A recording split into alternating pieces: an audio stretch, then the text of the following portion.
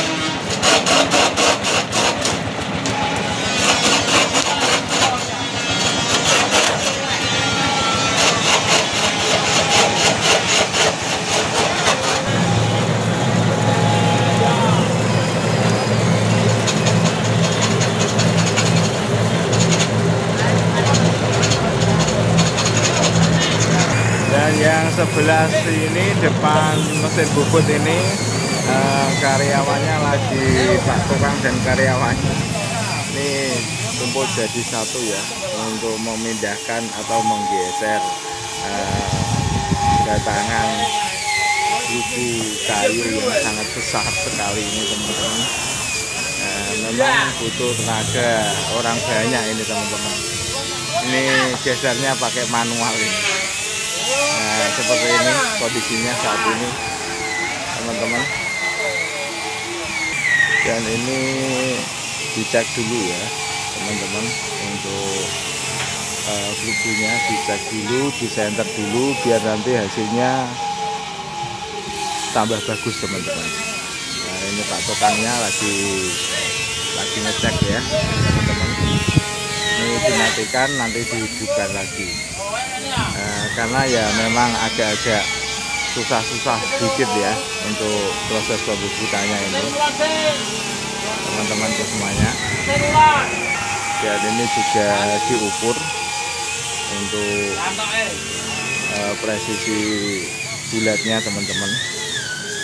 Pakai ada alatnya ini khusus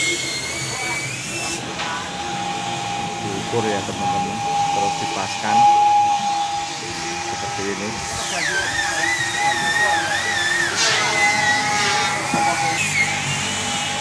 Dan dinyalakan lagi ini untuk mesin dompetnya, dinyalakan lagi untuk mesin dompetnya ya teman-teman. Kita lanjut lagi, ini sudah mulai berputar lagi ini mesin bubutnya teman-teman. Ya memang seperti ini proses pembubutannya teman-teman. Dicek dulu, kalau tidak dicek nanti hasilnya kurang bagus teman-teman, jadi harus dicek dulu.